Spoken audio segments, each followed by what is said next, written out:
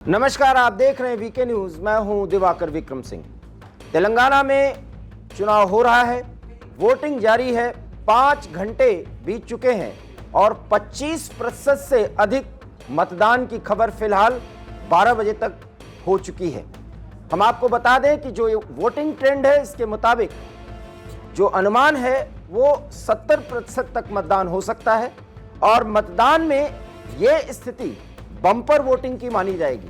और अगर ऐसा हुआ तो जैसा हम बताते आ रहे हैं कि इस बार के चुनाव परिणाम बेहद चमत्कारी और चौंकाने वाले होंगे, क्योंकि ये मुकाबला जैसा कि बीआरएस और कांग्रेस के बीच बताया जा रहा है, वास्तव में ऐसा है नहीं।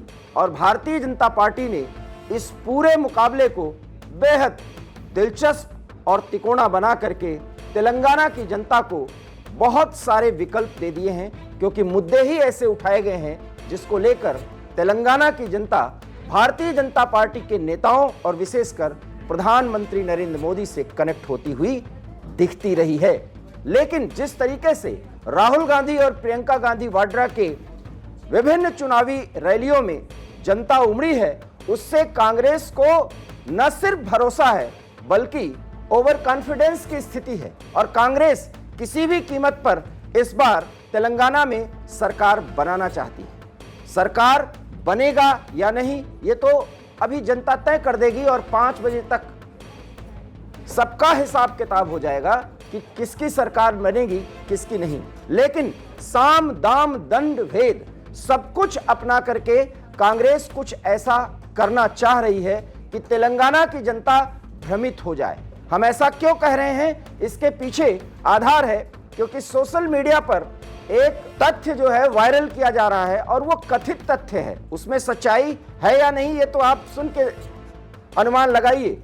उसमें ये बताया जा रहा है कि इंटेलिजेंस ब्यूरो अर्थात भारत के इंटरनल खुफिया जानकारी को इकट्ठा करने वाली एक संस्था है और जो भारत सरकार के अधीन काम करती है, वो इंटेलिजेंस ब्यूरो एक तेलंगाना पर रिपोर्ट सौंपी है। स्क्रीन पर देखिए, इस पे बाकायदा इंटेलिजेंस ब्यूरो रिपोर्ट लिखा हुआ है और इस रिपोर्ट के मुताबिक तेलंगाना में कांग्रेस 71 सीट से ज्यादा पाने जा रही है। 119 सीटों पर चुनाव हो रहा है। बीआरएस को 37 से 40 के बीच में और भारतीय जनता पार्टी को 2 से 4 सीटों के बीच में समेट दिया गया है और ये सोशल मीडिया पर वायरल हो रहा है।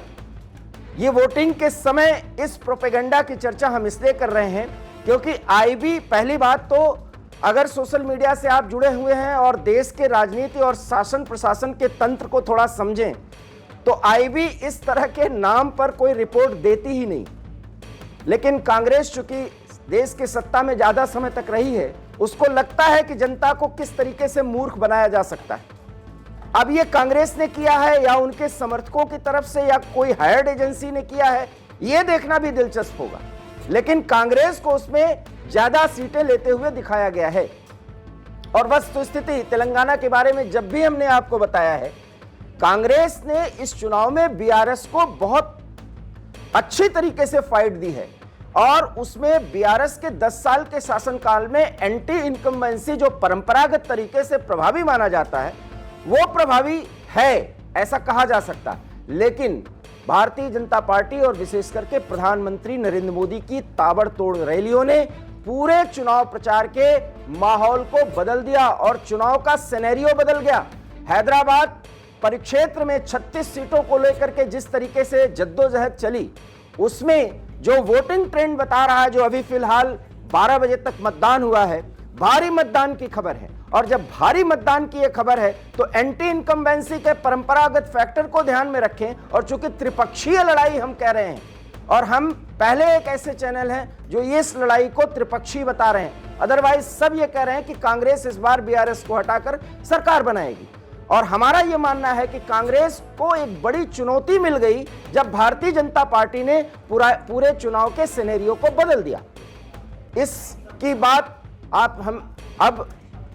इस बात को अब आप यूं समझिए कि कांग्रेस इन प्रकार क्यों जीतना चाहती है, उसके लिए वो सारे इंतजाम कर रही है। और इसलिए आईबी के एक रिपोर्ट का हवाला, कथित हवाला दिलाया गया और सोशल मीडिया पर यह वायरल किया गया कि कांग्रेस को 71 से ज्यादा सीटें मिल सकती हैं, मतलब थंपिंग मेजॉरिटी। ऐसी स्थिति नहीं है, लेकिन जो वस्तु स्थिति है, वोटिंग जारी है, 25% से अधिक मतदान हो गया है, प्रमुख लोगों ने चुनाव में वोट डाल दिया है, सबको अपने अपने पार्टियों का जीत का भरोसा है। वोट डालने के बाद नेताओं के बयान परंपरागत तरीके से वही आ रहे हैं कि हमारी पार्टी जीतेगी, सरकार हम बनाने जा रहे हैं। बीआरएस का भी दावा है, कांग्रेस का भी दावा है, भारतीय जनता पार्टी का दावा है, और एक बड़ी बात एआईएमआईएम नेता असदुद्दीन ओवैसी का भी दावा है कि वो तेलंगाना में इसलिए किसी की सरकार उनके बगैर नहीं बनने देंगे क्योंकि वो बड़ा फैक्टर है, क्योंकि मुस्लिम आबादी आपको पता ही है तेलंगाना में बहुत अच्छी खासी है। और असदुद्दीन ओवैसी की जो एक फायर ब्रांड रणनीति होती है चुनाव प्रचार के दौरान, उस रणनीति के दम पर उनको लग रहा है कि इस बार वो विशेष प्रभाव डालेंगे। और आपको ये भी पता ही होगा कि अगर वो इस स्थिति में आए तो बीआरएस के नजदीक वो ज्यादा अच्छी तरीके से जाना चाहेंगे, क्योंकि कांग्रेस के साथ अगर असदुद्दीन ओवैसी गए तो उनके राजनीतिक जमीन खिसक जाएगी, क्योंकि वो अब तेलंगाना और हैदराबाद, विशेष करके हैदराबाद से बहुत आगे बढ़ चुके हैं। बिहार और उत्तर प्रदेश में भी वो अपनी राजनीतिक जमीन तलाश रहे हैं। 2024 का चुनाव सामने है और ऐसे में असदुद्दीन ओवैसी कांग्रेस के साथ किसी भी कीमत पर पोस्ट पोल अलायंस की स्थिति में जा ही नहीं सकते। तो कुल मिलाकर के आपने देखा कि किस तरीके से चुनाव के 2 दिन पहले से लेकर चुनाव के दिन तक सोशल मीडिया पर एक तथ्य, और जो बार बार हम कह रहे हैं वो तथ्य नहीं, वो कथित तथ्य है, जिसमें वायरल किया जा रहा है कि आईबी ने एक रिपोर्ट दे दिया है कि तेलंगाना में कांग्रेस प्रचंड बहुमत से जीतने जा रही है। जबकि आपको पता होना चाहिए, और अगर नहीं पता है तो जान लीजिए, आईबी इस तरह से कोई भी टाइप्ड लेटर में रिपोर्ट देती ही नहीं। और जानने वाले अगर जो नहीं जानते हैं, और कांग्रेस के वो महानुभाव या कांग्रेस के वो समर्थक जो ये सोच रहे हैं, तो उन्हें ये पता होना चाहिए कि आईबी की गुप्त रिपोर्ट सिर्फ गृह मंत्रालय को जाती है और कहीं नहीं। गृह मंत्रालय के जरिए वो रिपोर्ट पीएम हो जाती है। इसलिए इस कथित वायरल रिपोर्ट और फैक्ट पर बिल्कुल भरोसा मत करिए, अपने मताधिकार का प्रयोग करिए और आप अपने हिसाब से अपने प्रत्याशी को चुनने के लिए जाइए। इस तरह के सोशल मीडिया प्रोपेगेंडा में पढ़कर आप अपने मत को बर्बाद कतई मत कीजिए। हमारा उद्देश्य किसी को बहकाना, बरगलाना नहीं, बल्कि बहके हुए लोगों को सही तथ्य बताकर अपने लोकतांत्रिक अधिकार के वास्तविक प्रयोग के लिए प्रेरित करना है। वीके न्यूज में फिलहाल इतना ही। देश और दुनिया की तमाम बड़ी खबरों के लिए आप देखते रहिए वीके न्यूज, क्योंकि यहाँ खबरों का सिलसिला कभी नहीं थमता। मुझे दीजिए इजाजत, नमस्कार। वीके न्यूज, राष्ट्र के नाम।